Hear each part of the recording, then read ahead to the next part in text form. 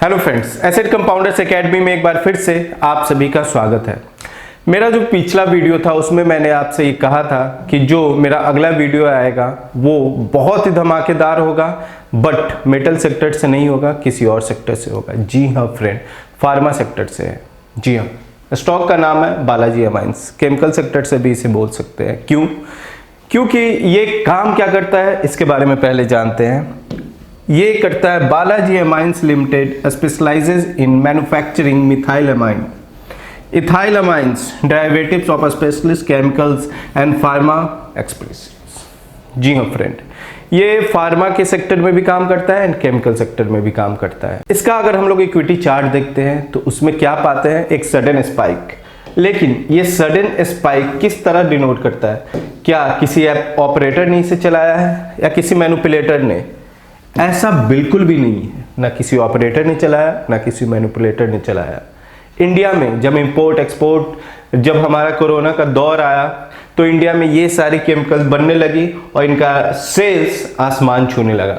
ये एक chemical sector के स्टॉक में नहीं है, ये लगभग हर केमिकल सेक्टर के स्टॉक में है। बट हर एक से ये अलग कैसे है, ये हम लोग जानेंगे इसके फंडामेंटल और टेक्निकल देख करके। शुरू करते हैं। सबसे पहले हर बार की तरह इस बार भी इस स्टॉक का स्नैप जानते हैं। क्या ये अंडर वैल्यूड है, इसके बारे में जानते हैं। इसका मार्केट कैप देखते हैं।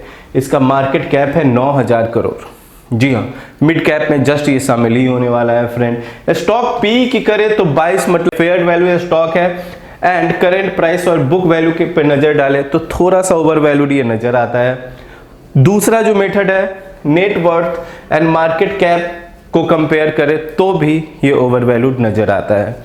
पी हमें सेटिस्फाई कर रहा है, 25 से कम है, लेकिन अगर बाकी का पैरामीटर देखें पी के अलावा तो ये ओवर वैल्यूड है। तो एसेट कंपाउंडर एकेडमी इसको ओवर वैल्यूड कह रहा है। ठीक है, ओवर वैल्यूड कहने के बाद भी हम लोग जानेंगे कि इसका बाइंग प्राइस क्या है, करेंट प्राइस पे है या हमें वेट करके बाई करना है या थोड़ा अपने रेजिस्टेंस लेवल को क्रॉस करे तो बाई करना है। ठीक है, सडन स्पाइक तो मैंने आपको दिखा ही दिया, प्लस इसमें और भी बहुत कुछ हम लोग जानेंगे। प्रोमोटर का इसमें भरोसा क्या है, डेट क्या है, ये सब कुछ जानेंगे। फिर आप कहोगे कि ओवर वैल्यूएशन भैया साइड हटाओ, इस स्टॉक को अपने पोर्टफोलियो में शामिल करो। लेकिन मेरे जजमेंट के अलावा आपका एनालिसिस भी इसमें मायने रखता है। आइए देखते हैं।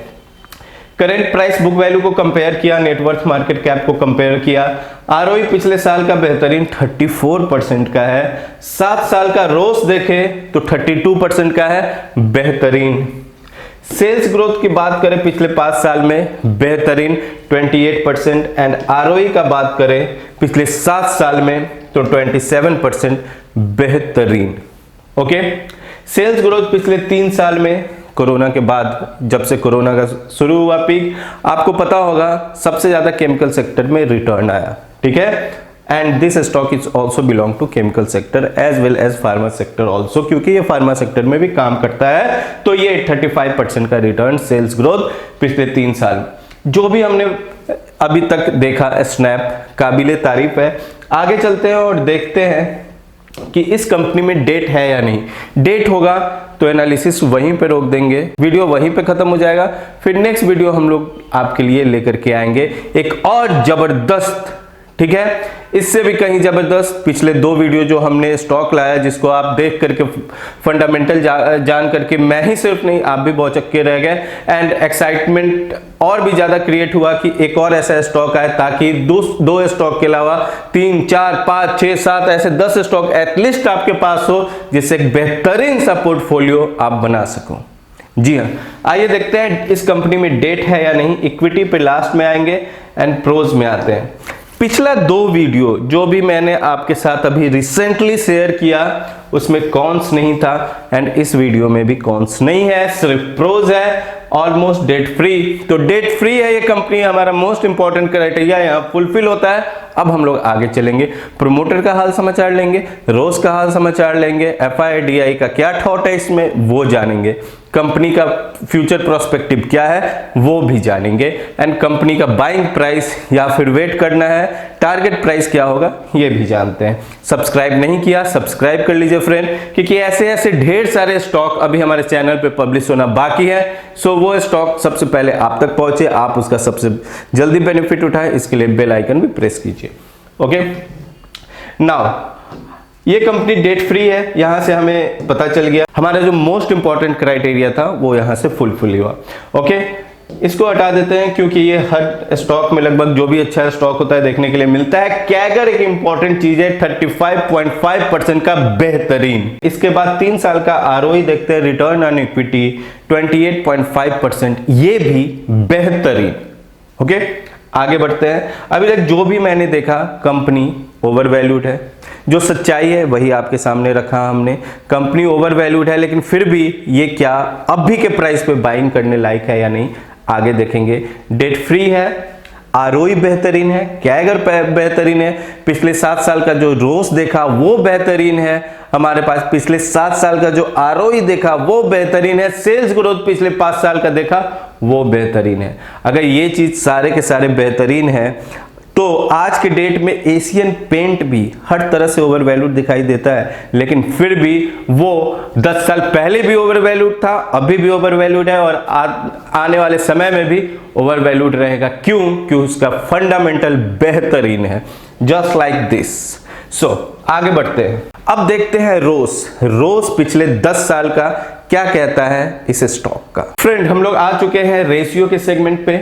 ओके, अब यहां पे देखते हैं हमारा रोज पिछले 10 साल का क्या है। 2011 में 24%, 12 में 23, 13 में 19, एंड जिस तरह से ये रोज बढ़ा है। अब इसके बाद देखते हैं कोरोना का क्या इफेक्ट पड़ा है। ठीक है, 2020 में 18 एंड 21 एंड 22 का देखें तो अनबीटेबल शानदार सा रोस इसका इंक्रीमेंट हुआ है। ठीक है, सो ऑन एन एवरेज अगर हम लोग रोस कंपेयर करें पिछले 10 साल का तो ऑब्वियसली 27% से ज्यादा निकल करके आता है एवरेज।